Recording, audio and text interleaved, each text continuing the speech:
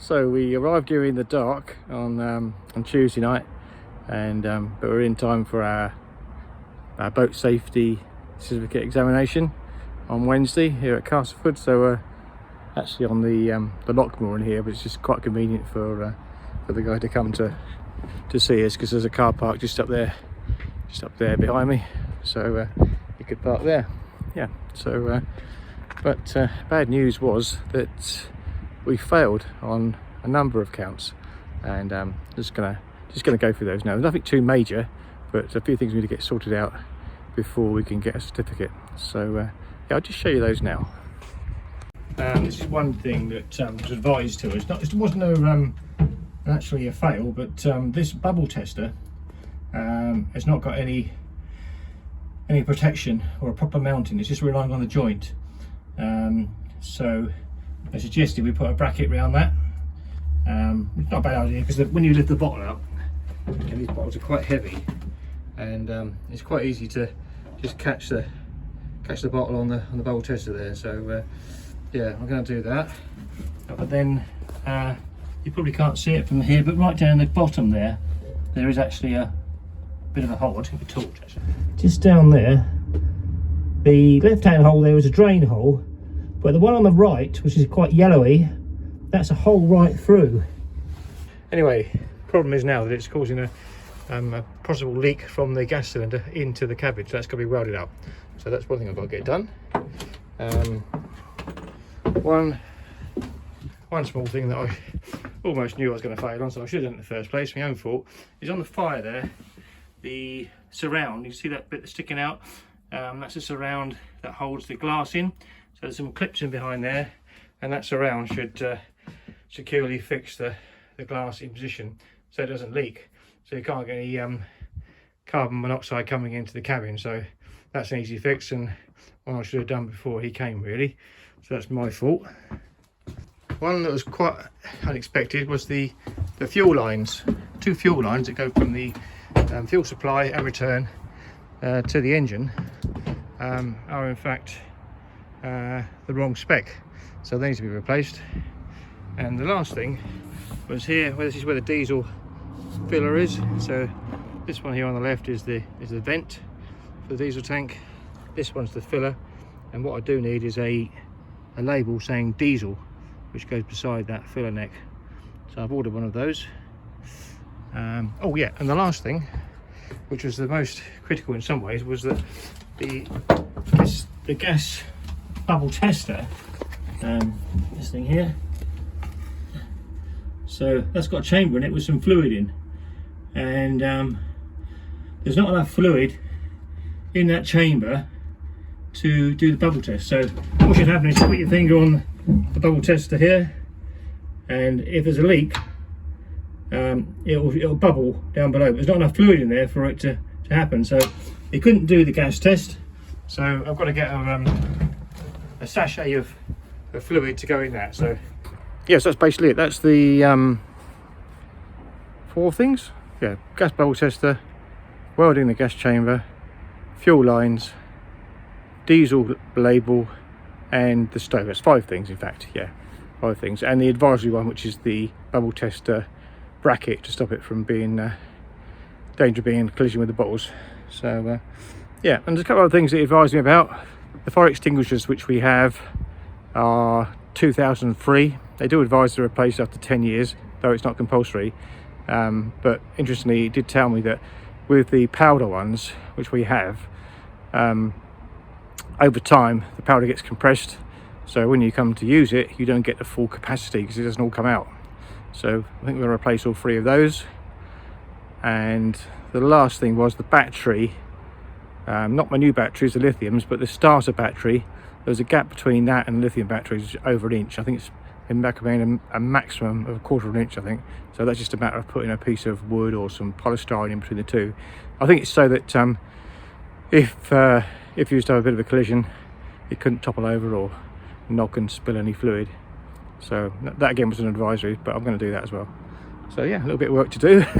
It's Thursday now.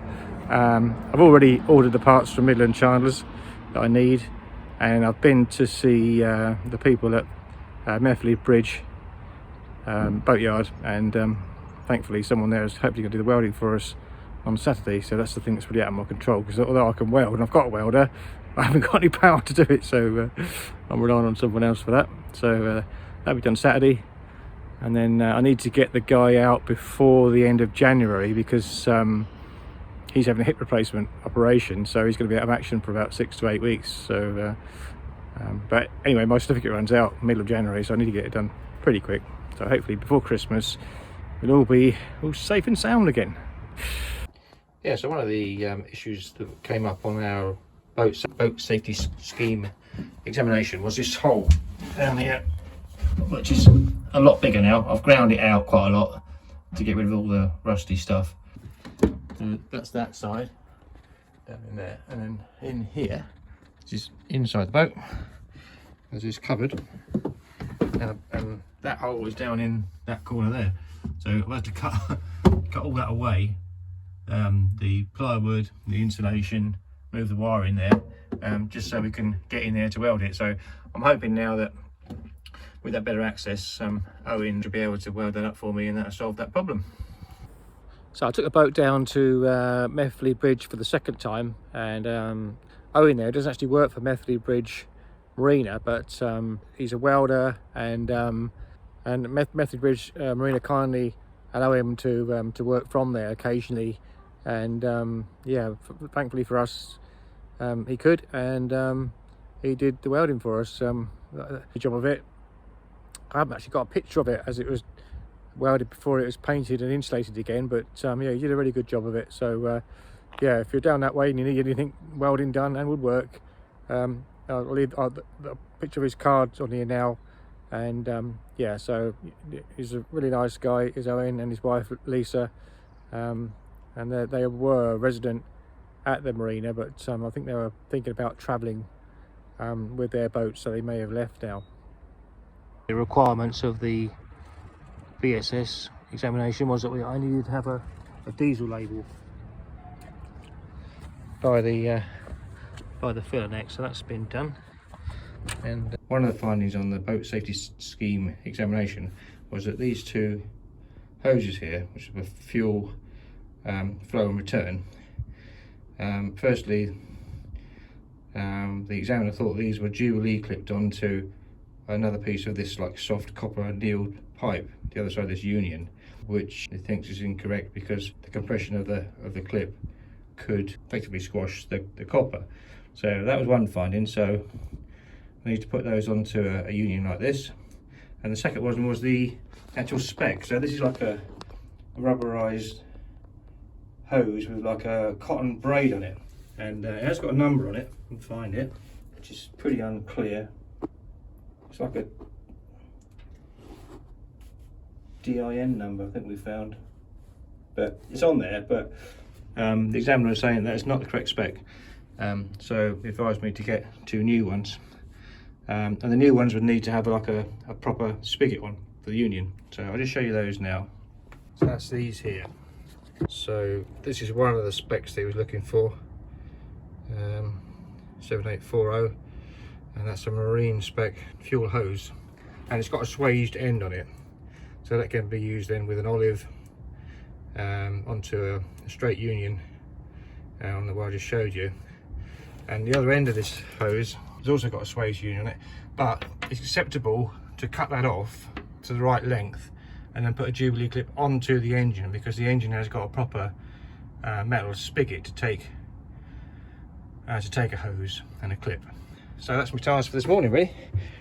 Get down in there, take the 2 hoses off, probably change the fuel filter on it, because I've got to bleed the system through, so I might as well do the fuel filter at the same time, and then hopefully I can get it done this morning. All the other jobs are done. I'll give the examiner a ring, and hopefully he can come and give us a certificate.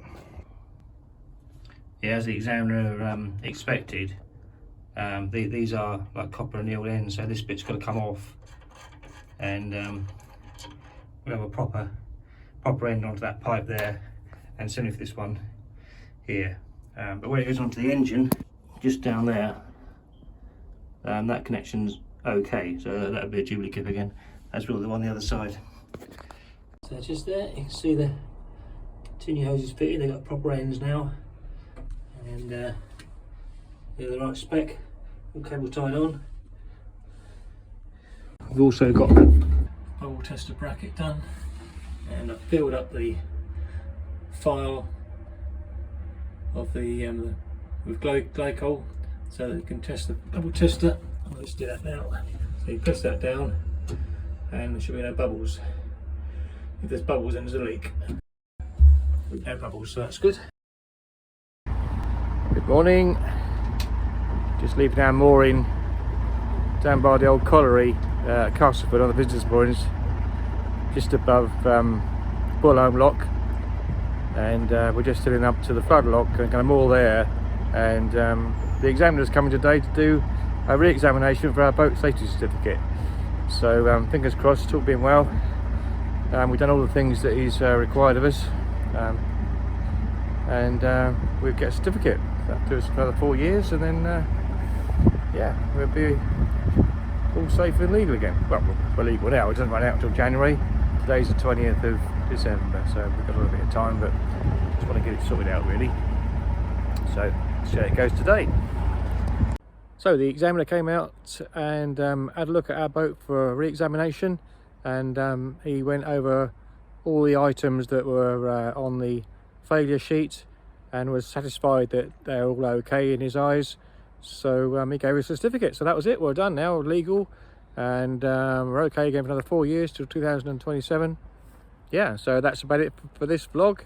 Yeah, it's a bit of a not very interesting one really, but it's one of those essential things that you have to do to be able to have your boat on the waterways. It's a bit like, you know, like I say, it's a bit like a car. You need to be insured, you need to have a license, and you need to have an MOT, or in this case it's the boat safety scheme examination.